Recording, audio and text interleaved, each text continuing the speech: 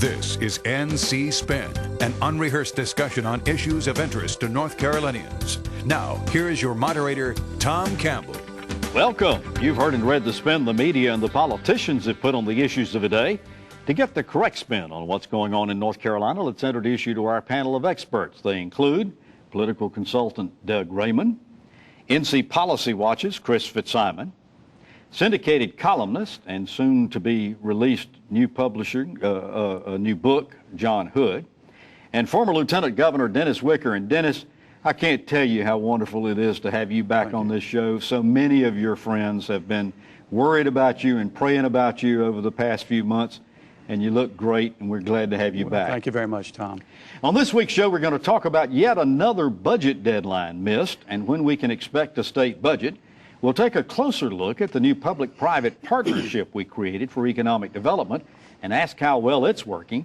And we discuss reports showing our unemployment rate rose for the 5th month in a row. Let's get started. Another budget deadline comes due tomorrow. And for the 3rd time this year, it's going to come and go without a budget agreement.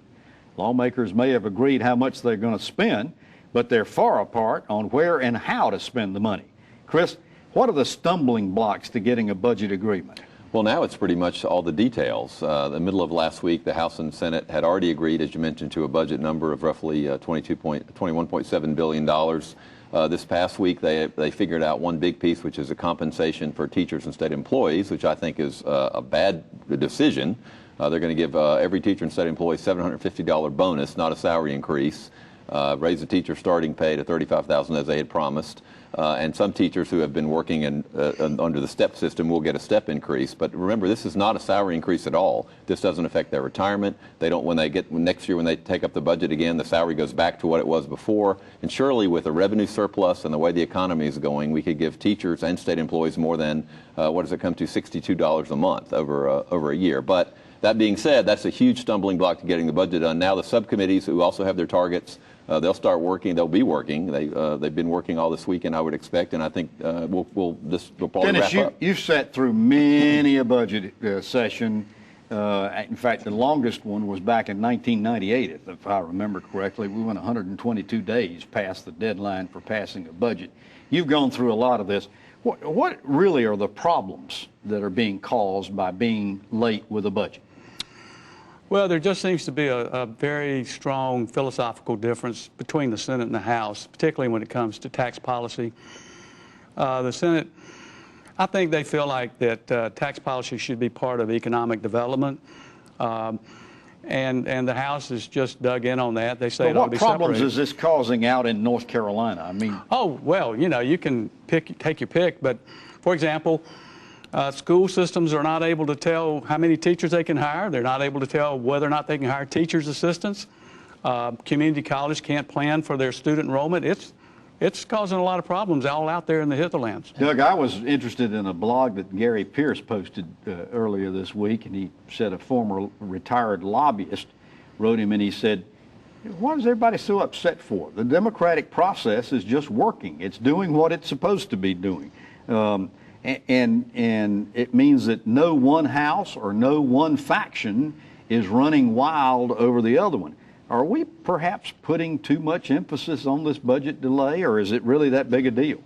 It, of course, depends on your perspective. I think some of the frustration that both internally with even legislators I've talked to and then those that follow it is there is a perception that there's been a few key people that have been impediments to this budget, and that there's a lot of people that have been ready to get to work that maybe if they were allowed to get together and talk about it, that this could have been done much earlier. And that's what we saw at the end of the week, was when they were allowed to get together, things moved fairly rapidly. Let's get specific about this, John. The names that are mentioned as being potential impediments are Nelson Dollar, who's the appropriations chair, David Lewis, and even House Speaker Moore.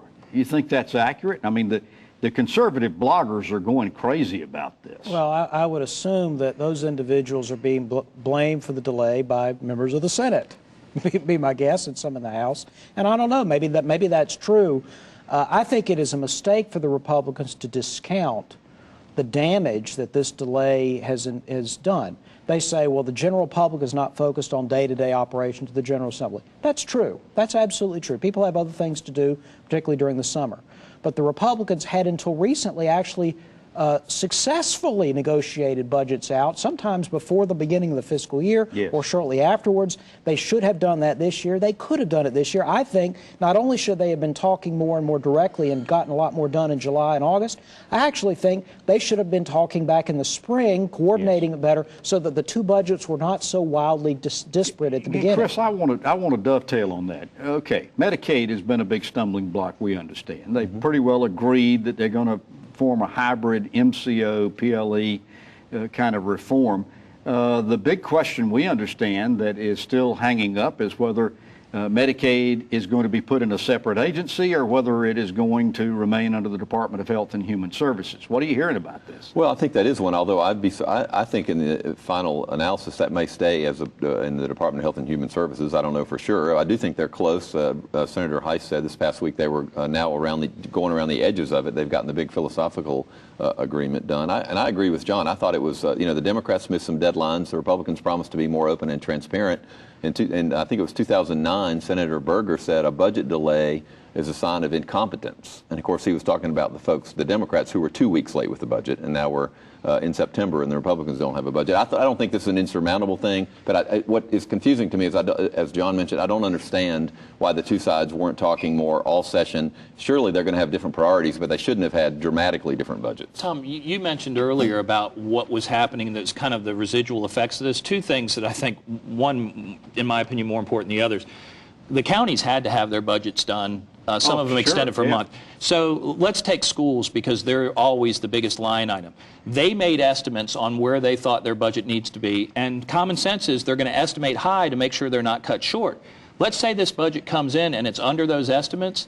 Those counties have a tough time going and saying, well, you got a little bit more, give us back. And if you look at 100 counties, if that's done, the amount of money that goes in there, and I'm not going to call it waste because we all support education, but over budgeting over the course of 100 counties, that's a huge amount. The second thing, a lot of people aren't going to like this, this has put a serious damper on political fundraising, because while they're in session, it's much harder to raise money, and that's one of the reasons why a lot of them are screaming, let's get out of here. They want to get out and raise money for re-election. I don't disagree with any of that. I would also add that in past sessions, there was a referee, and that was the governor usually. And this governor has not been able to get any traction in the General Assembly. They've not really shown him the respect of being in that kind of role.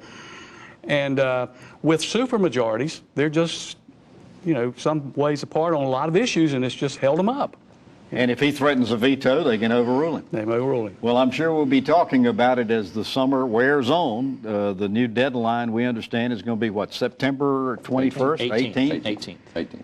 Another month. Well, we want to inform our viewers in the Greenville, Washington, Newbern market that we will no longer be on WITN Channel 7 after next week's show. We want you to know this was not our choice, but the owners of the station are choosing to produce their own programming. So we're looking for a new television home in this market. Until that time, we'd like to ask you to consult ncspin.com, our website, or NCSpin on Facebook. You can watch the show every week on our website from YouTube. And we'll value our customers in Eastern Carolina and hope to have a new home soon. After we come back, we're going to be talking about starving the economic development startup. NC Spin will return after these messages.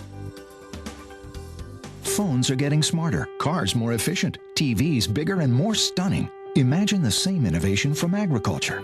Meet the Plant Sciences Initiative at NC State, a proposed state-of-the-art research complex where world-class researchers will tackle agriculture's toughest challenges, like feeding the world's rapidly growing population while preserving natural resources for future generations. Join Farm Bureau and NC State in moving North Carolina to the forefront of ag research in the world. Visit keepaggrowing.org. Clean transportation options can help you fuel what matters. We're fueling what matters to us by converting our fleet of collection trucks over to compressed natural gas. It's a good, smart business decision, and having the air cleaner is something that benefits all the families that work with us. We use biodiesel in our heavy equipment. We've got propane in a lot of our police cars, and we've really embraced the electric car. Join the city of Raleigh and fuel what matters.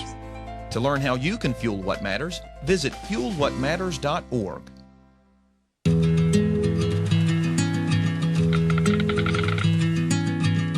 The cost of everything has gone up dramatically over the last 75 years.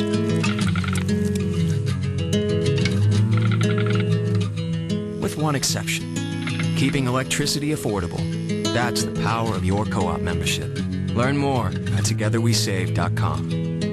North Carolina's Touchstone Energy Cooperatives, looking out for you. We now return to NC Spin. We were told North Carolina was falling behind in economic development because our Commerce Department wasn't flexible enough and didn't have funding to offer new industry wanting to relocate. So at the urging of the governor, the legislature created a new public-private partnership to improve job creation efforts. The new Economic Development Partnership of North Carolina opened last October amid lots of fanfare, but almost 1 year into this new venture, we haven't seen the results we were promised. John Lassiter, chairman of the new partnership board, said, "Our hands are tied, or at least one's behind our back. Here we've got this great state with a wonderful workforce, with strong educational systems that allow us to compete for the best opportunities in the world. But the market is such that if you don't have some of these tools, you're not going to be able to get in the final list." Dennis, officials at the new partnership are understandably upset. The JDIG, or Job Development Investment Grant money that Governor McCrory said was his #1 priority this session, is still unfunded. And both the House and Senate want to trim the operating costs from this new partnership. Is it time to say this was just a bad idea, or are we just starving this new startup? Well, Tom, in the interest of full disclosure, I do represent the North Carolina Economic Development Association. I did not know that. I would not have asked you that question. No, I'm happy to try to answer, but I would say it's a little early for that, for 3 reasons, I would say. First of all, Chris Chung has worked very hard to get connected to North Carolina. He is the economic development recruiter for the partnership. I think he's done a really good job. He's gaining the credibility in the General Assembly. Number 2, we really haven't, as a state, set a really strong and solid overall comprehensive strategy for economic development policy here. And third, this has made our competitors send out all those news releases about negative stuff going on in North Carolina in economic development across the country and around the world to these site consultants. So it's been awfully tough to bring industry here, and I'm hoping in the days ahead that we can straighten out some of these things, and I think we'll be a whole lot more effective. John, some of the people that I've talked to say that what's really going on here is this Governor McCrory's brainchild, and the legislature just trying to embarrass him. You think that's the case? No, I do not. I think there are real philosophical differences about certain kinds of incentive grants. Even the Senate is at least resigned itself to having incentive programs. So there's really debates about amounts and design. But to be honest with you, this is largely puffed up by the economic development industry, with all due respect to your clients. They talk constantly about how, well, South Carolina's eating our lunch, and they're sending out all these negative emails. Guess what? North Carolina and South Carolina job growth rate is basically exactly the same. Okay? So if incentives were so critical to South Carolina, and we don't have them in North Carolina, we're running a natural experiment right now, and apparently it's not that big a deal. Well, Chris, this past week, Governor McCrory announced a new plant going into Garner, North Carolina, Novo Nordisk. It's going to be hiring close to 700 new jobs with an average payroll of, what was it, $68,000. Some people are saying, we really don't need all that economic development money anyway. We can do all right by ourselves. Well, you know, but it's interesting. I mean, the governor, and thank goodness those jobs are coming here. They're coming here over 5 years. That's good. But, you know, Governor McCrory is the one who set the expectations. Governor McCrory said in December, I believe, early January, the General Assembly has to pass the JDIG renewal, an economic incentive program, in the first 2 weeks of the session, or we're not going to be competitive. So part of this, I think, whether it's true or not, it was created by the same administration that's now complaining about it and is frustrated because people are criticizing them. I do also think it's worth noting this economic development public-private partnership got off to a rocky start. They hired the wrong guy who had a bad background and had some bankruptcies. He actually, in a story that Sarah Vasquez reported for us, got a stay bonus after doing a bad job, a $30,000 cash bonus, and then left anyway. So there's been some, I think, some questionable management decisions made. Maybe they've turned the corner. Most people agree this new guy I think this new guy does do a good job, but my point is they got off to a stumbling start. All right, so tell me, Doug, what's your expectations as far as what the legislature is going to do about JDIG funding and economic development funding? I think they're going to fund it. As John said, they have agreed. You know, hardline conservatives say, call it corporate welfare and everything. They don't agree, but I think they understand that there's some merit there.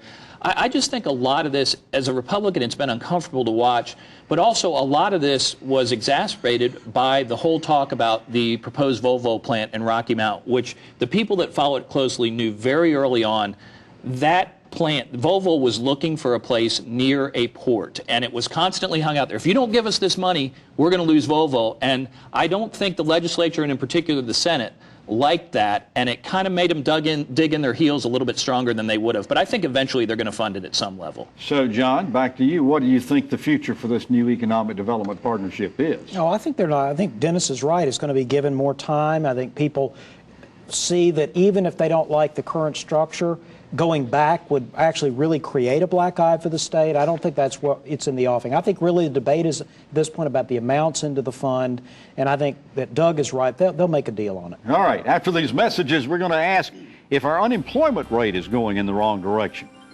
NC Spin will return after these messages. It's a fact. Patients who receive care in the medical home from a trusted family physician reduce healthcare costs through prevention, early detection, and affordable management of high-cost chronic diseases. Every dollar invested in healthcare matters. Let's invest them wisely, building on North Carolina's medical home model. Better health begins with a medical home, a trusted family physician, the best return on our healthcare investment. Learn about the importance of medical homes at ournchealthcare.com. You sleep on concrete till your body get immune to concrete. My mom got my brother and I up and said, come on, we're leaving. I became homeless in the beginning of this year. When I was about 4 or 5 years old, our house caught fire. I used to see my brother. If he see me, he'd turn and go the other direction. We did the only thing that we could think of, and we went to a Salvation Army shelter. You know, we don't have this, like, what's your background look like? We just say, what do you need? I remember the man from the Salvation Army coming down with a box of clothes. The Salvation Army officer bought my brother and I an ice cream cone. Last week, my brother walked up to me, and he just started a conversation. Today, I've given my life to the Salvation Army because I remember what somebody did for me, my brother, and my mom over 30 years ago. The Salvation Army for me means hope. Compassion. Family. Support.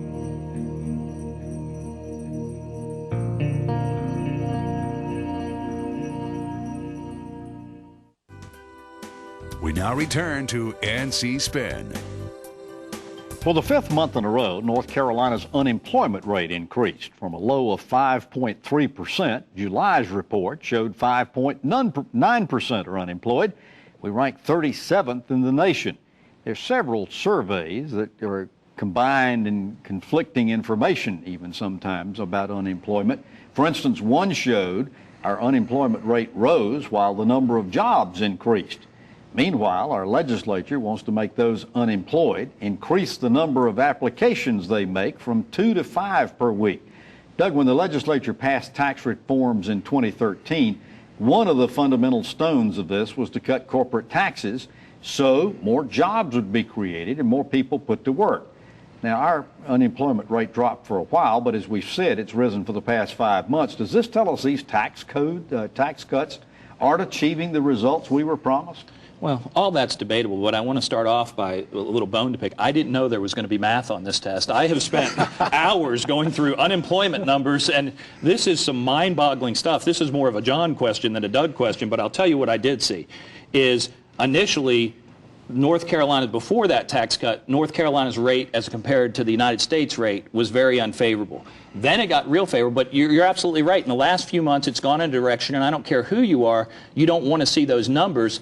But there's so many people that are much better at economics than me that say there's reasons for it. But the one thing I did see in all those numbers that I liked, overall job growth for the last 12 months up about 112,000 jobs. The only sector that was down, government jobs. I like that. At one point, Dennis, our unemployment levels were actually below the U.S. average. Now we're a little more than a half point higher. What does that tell you about the North Carolina economy? Well, it tells me that there's several things going on. You can skew numbers anyway. I'd say two things, Tom. One is, if the administration would quit taking credit when it goes down, just like when it goes up, we all know that maybe more people are entering the workforce, and that's the reason for it. This credit thing is what's going on here. It's politics. And so if we get out of that, I think we're sort of in a normal cycle. I would also say that with respect to the job growth in North Carolina, it's getting stronger. You can feel it out there, and I think some jobs are coming back, but it's certainly not the kind of comeback that some people might want to express. The point that Dennis makes is absolutely essential. The Republicans are right to say that this recent statistical blip is probably meaningless. In fact, it's not even statistically significant. In other words, given the tiny, tiny sample that we're working with the unemployment rate, the national rate at 5.3 and the state rate at 5.9, the national government doesn't even consider that to be a difference. That's how fuzzy it is. It's like being within the margin of error. They do not consider this to be statistically meaningful. It's the job numbers that come from, just to give you an example, the unemployment data come out of a sample of about 1,200 people in North Carolina. The job numbers come out of a sample of 22,000 establishments. It is way more valuable. There are real statistically significant differences, and North Carolina is 9th in the nation in job growth over the last year. Now, to Dennis's point, the Republicans making all these points perfectly legitimate, but when the unemployment rate was going down, they pointed to that so much that now when it's tricked up probably a statistical anomaly, they're just sort of stuck with it. Yeah. More than one analyst has said, Chris, that the big problem is there are plenty of jobs out there, but we just don't have the workers that have the right skills. How do we fix that? Well, we have to figure out a way to fix that. The other problem is that earning power and workers' wages are actually declining in North Carolina, so the jobs that people are getting are paying less than they used to, and that's a huge problem. We have to figure out a way. Productivity is going up. We have to figure out a way to get wages up, or even people with jobs are going to be worse off than they were. I want to ask about this law, this bill that's going through the legislature, making people who are unemployed increase the number of contacts with potential employers each week from 2 until 5. Representative Jonathan Jordan said, hey, this is just going to create havoc in the workplace because these people are going to be flooding employers, and it's going to create a huge backlash. What's magic about the number 5? Anybody got a clue about that? Other states typically use about 3 per week. 5 working days in a week, I guess, but I think you're right, Tom. I think that Representative Jordan's exactly on target. I think it's going to create a lot of headaches for employers out there, and one that has unintended consequences. I had a couple years of temporary insanity when I owned a small restaurant, and I can tell you during that time, people used to come in with a little notebook, and they would just open it up, and they wouldn't ask you for a job. They would ask you to sign the paper saying they asked for a job, and they wanted no part of that greasy spoon. They just wanted your name on that piece of paper. It's important to know this is not 5 applications, it's 5 contacts. 5 contacts, and so that's what they're going through. And this is good political. But the other thing, to your point earlier, and Chris reiterated it, the numbers that I saw today were showing that we have almost a record number of employers seeking employees, and they can't find it. Now, whether that's just a new society, it's not like the old days where you pick up the classified ads and you know that's where the jobs are. Maybe the dynamic has changed and they're not advertising. Maybe the people that are looking aren't looking in the right places. But there's a disconnect someplace, and that's the big problem. Here's where maybe the community colleges can step up and really solve a problem. I was wondering when you were going to bring that up as former chairman of the Community College Board in North Carolina. I think that's right, Tom. I think that the community colleges have an opportunity here to really solve a major problem in match skills with jobs. Absolutely. All right, after these messages, we're going to ask the panel to tell us something we don't know. NC Spin is brought to you in part by the North Carolina Farm Bureau. The Farm Bureau and Agriculture. We keep North Carolina growing. Hi, I'm Linda Loveland. I want the best for my kids. Feeding them foods they like within my budget is a priority. But what do we really know about these foods? North Carolina farmers and food experts give you a website to find it all. FeedTheDialogueNC.com, a place where moms like you and me can learn more about the foods we eat and the farmers that feed us. Check it out. Add your input and help feed the dialogue. Let's talk food at FeedTheDialogueNC.com. Every year, North Carolina patients undergo 635,000 same-day surgeries. 72% of these surgeries are performed in our highest-cost hospital facilities, adding as much as $2,000 to every procedure. The state's outdated Certificate of Need law prevents competition from lower-cost, higher-quality same-day surgery centers, inflating healthcare costs and limiting patient choice. Tell state lawmakers it's time to lower healthcare costs now. It's time to make a simple fix to an outdated law, increasing patient choice and lowering healthcare costs now. You can help. Visit reformconnow.com and tell lawmakers it's time for a simple fix to an outdated law. It's time to lower healthcare costs now. We now return to NC Spin. Well, now we come to our favorite part of the show when we ask the panel to tell us something we don't know. John Hood, I'll start with you. Tom, you may remember some years ago there was a serious effort to reform North Carolina's, or eliminate North Carolina's alienation of affection law. Well, I think that next year there will be an attempt, or the following year there will be another serious attempt, because there's a high-profile case involving a former mayor of Fayetteville being accused of alienation of affection. I think it's getting a lot of attention, at least in parts of the state, and legislators are paying attention. All right, Dennis, tell us something we don't know. I'm going to try to explain this the right way. For the first time, again, we have 3 elections where we can have a primary for presidential separated from the state elections. In 1993, we allowed independent voters to vote either in the Republican or Democratic primary. So in 2016, we may have voters who are independent vote one party in the presidential election and a different party in the fall election of 2016. Oh, that could be interesting. That could be very interesting. Doug, tell us something we don't know. Well, I have a feeling you know this, but I'm going to say it anyway. We have discussed a lot of important topics, and those of us around this table have, in some ways, devoted at least our professional lives to it. But after our discussions prior to the show with Governor Wicker and what he's been through, and sitting here and just engaging in this dialogue, it was a nice dose of perspective. And yes, you really kind of put things in priority tonight. So this has to go down as my most enjoyable show for no other reason but that. Thank you, Doug. And we are so glad. You look so good, and we're so glad to have you back. Chris, tell us something we don't know. I agree with that. It's hard to follow that. But I will say, and this got a little publicity lately, I think one of the most disturbing provisions in the Senate budget is to increase lottery advertising in North Carolina, the amount that lottery will be advertised. And the Senate, came out recently, asked the Lottery Commission for a memo about other ways to increase lottery revenues. One of them was to allow lottery tickets to be sold in liquor stores. One was to have new video terminals in bars and restaurants for the lottery. One was to allow people to play the lottery on their smartphones. Surely, to goodness, we're better than that in North Carolina. Well, you've heard our spin on the issues of the day. To stay informed all during the week, give your feedback, and read our weekly column, be sure to visit our website, ncspin.com, or catch NC Spin on Facebook, and we hope you'll join us next week for more balanced debate in the Old North State. Until then, stay informed and watch out for the spin. Join us next week and get the spin on issues facing our state.